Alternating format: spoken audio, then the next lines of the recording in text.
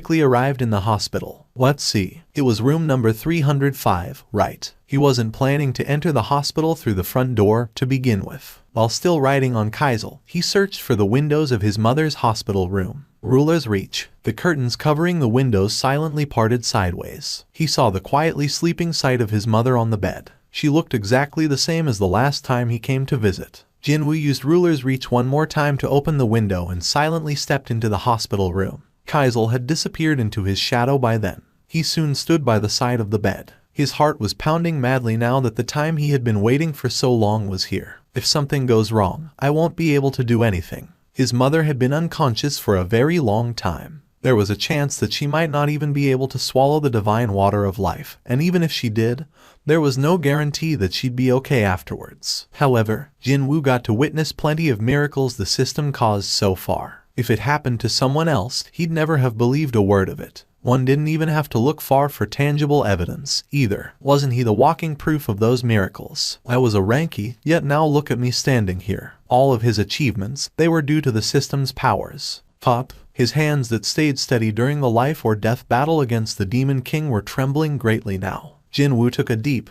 breath to calm his mind. If I make a mistake here, my mother will bear the cost. Instead, the moment he told himself there could not be any mistake whatsoever, he was able to regain the usual calmness right away. Even his hands stopped shaking. Soon, the divine water of life slowly trickled into her slightly parted lips. Jinwoo didn't rush it and made sure to let only a tiny strand enter her mouth. This wound. He then noticed the burn marks on the side of his mom's neck. The burns continued down the back of her neck, too. Although he couldn't see it from this angle, Jinwoo knew only too well that the burn mark extended from the entirety of the back of her neck and her shoulders to some part of her head. She got that because of me, after all. Back then, he only wanted to wash his mother's hair inside the public bathhouse. He wanted to emulate what his mother did when she washed the hair of very young Jinwoo. However, the young Jinwoo, who never had much of an opportunity to visit public bathhouses before, lacked the ability to tell apart the temperature of the water. Mom flinched a little, but didn't move from the spot even when her flesh was visibly cooked red. All because she feared that the hot water might end up on Jinwoo's face. She simply held her daughter tight in her embrace. She didn't make any noise. The belated screams came from not his mother, but from the mouths of the aunties nearby. Oh my God. Someone help. Jinwoo, are you okay? Are you hurt anywhere? The young Jinwoo thought that he'd be scolded for sure. He could never forget the events of that day and those words his mother said to him. Not even now. And here I am, thinking that I don't owe anyone anything. After their father went missing, it was Mom alone who raised the siblings Jinwoo and Jinwoo. He hated owing someone, or someone owing him, so he made sure that such a thing never happened, but still, he owed his mother a debt that he could never possibly repay. Jinwoo's eyes widened. A little bit of color was returning to Mom's once slightly pale face. Like color spreading on the black and white TV screen, a healthy complexion was spreading over his mother's skin. Every passing second felt like an hour to him. How much time did pass like that? Jinwoo's mother slowly opened her eyes. Her gaze wandered around for a moment or two, before stopping at Jinwoo. Who? No, wait, could you be? Jinwoo. Jinwoo's heart nearly fell just then, but he managed to nod his head a little. It was obvious that she didn't recognize him right away. 4 years had passed by already, and he had grown by a lot since then, too. Jinwoo didn't rush things and quietly waited. Like water slowly filling up an empty bowl, blurry memories of the past filled up the empty hole of the last 4 years in Jinwoo's mother, Park Jae-hai's mind bit by bit. How long have I been lying here, son? It's been 4 years, Mom. He could have also added that it was 4 years and a few days, but he didn't. His mother currently needed as much calmness, a sense of stability, so he did his best to sound and look normal. But Mom was still taken back by the revelation of 4 years, and she hurriedly asked him, "What about Jinwoo? Is your sister all right?" It was then Jinwoo felt something powerful welling up from deep within his heart. She had been teetering on the edge of life and death for the last 4 years, yet the first thing she asked after waking up was the well-being of her daughter. If he hadn't bitten down on his lower lip, he might have broken down right there and then. It's no time to worry about that girl, you know. He wanted to say that out loud, but he suppressed his emotions and formed a thin smile instead. Yes, Mom, she's doing okay. His mother sighed, her expression one of genuine relief. Mom was holding his left hand even before he had noticed it. Mom, thank you, son. You kept your promise. Promise?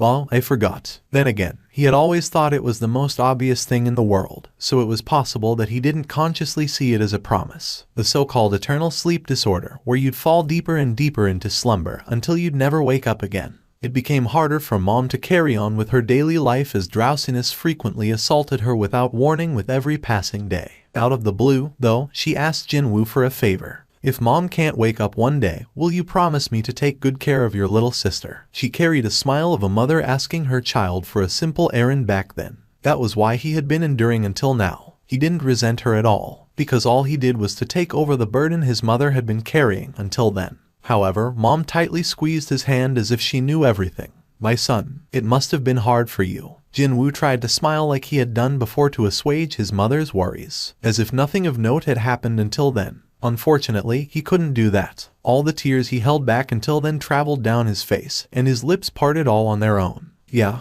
What was that? The director of Seoul Ilsan Hospital, Dr. Lee Seong-chul, got to hear a rather stunning piece of news. A patient suffering from eternal sleep disorder had woken up from the terminal stage of the illness. Are you telling me the truth? Yes, director. I've confirmed it personally. As a doctor, his ears would perk up greatly if such an event occurred in someone else's hospital. Yet the patient in question was actually in his own. Who knew such a jackpot would come knocking at my door? The exceptional brain of Director Lee Seong-chul began punching some numbers in his mental calculator. Isn't this an unprecedented event in the whole world? You're correct, Director. Nicely done. Dr. Choi, I beg your pardon. It doesn't matter how it happened. We can always cook something up later. But it's only right and proper that the doctor in charge is praised for the work well done when a patient gets better. Am I wrong? The patient's legal guardian requested for immediate discharge. What was that? No, that definitely could not be allowed. Reporters would only come to the hospital if the patient was still here. No, never mind the reporters. He needed to keep the patient here in order to figure out how the disorder had been cured, to begin with. Have you heard about Mr. Seong Jinwoo? Seong Jinwoo, was he a powerful politician?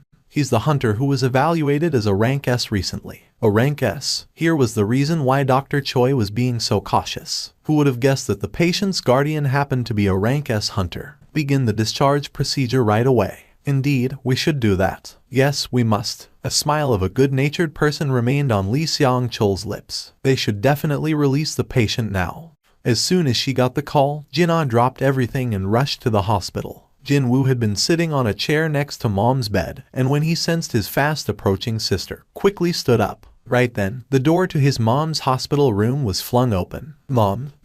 She hadn't even crossed the doorway yet, but Jinwoo's face was already a messy mixture of streaming tears and snot falling from her nose. Oh my gosh, my little girl, you've grown up so much. The last time their mom, Park Jae-hye, saw her daughter was when she was still in middle school. She gazed at her grown-up daughter with a surprised expression, but shortly afterwards, opened her arms wide to welcome Jinwoo with a warm smile on her face. When that happened, Mom, Jinwoo tightly embraced her mother. As he looked on at his sister in his mom's embrace, as well as his mom's gentle and warm expression, a satisfied smile automatically formed on his lips. My effort wasn't in vain. It felt like he was being fully rewarded for all the hard work he had put in right at this moment. Also, he felt as if something hard and stubborn stuck in the corner of his heart had finally melted down and was now flowing away, out of him. In that case, should he leave the two of them alone for a while? At least, until his little sister found a way to get a hold of her overflowing emotions. There was a scary amount of missed calls and text messages left on his phone that he couldn't even dare to attempt replying to a select few, never mind all of them. Jinwoo scrolled the list of the missed calls and texts before giving up and closing the window altogether. Well, if it's something urgent, I'm sure they'll contact me again. He quickly gave up on replying and instead accessed the internet browser. But then, he clicked on the online news portal without thinking too much, only to perform a grand facepalm. Photos of Kaisel were plastered all over the various internet news sites. From the vicinity of his house all the way to this hospital, the distance between the 2 points was rather considerable.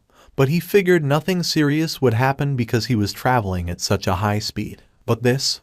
It was only a short flight, but we got photographed a lot, didn't we? The only fortunate thing here was that the photos didn't show him riding on the back of Kaisel. While he was thinking of this and that, his phone began vibrating. Hello? Seong Jinwoo Hunter Nim. A baritone yet still bright voice of an old man came out. Jinwoo immediately recalled the owner of that voice. Association President. Yes, this is the Association President Go Gun Huey speaking. Why is he giving me a call? What prompted the one and only association president to give him a call like this? What's the matter, sir? I'm sure you've heard of the news by now. What news? Jinwoo tilted his head a bit, before realizing that this wouldn't do and asked again. I'm not sure what news you're talking about. Wait, could it be? You haven't seen the news lately? Wow, I guess the speed of news getting around these days is nothing to scoff at. Jinwoo readily admitted to his wrongdoing. I'm sorry about that, but I'll make sure to be more careful next time. Excuse me. Only after hearing the confused voice of Go-Gun Huey did Jinwoo realize that he was deeply mistaken about something here. Wait, wasn't he calling me about Kaisel? If not, what else could the news outlets be talking about instead?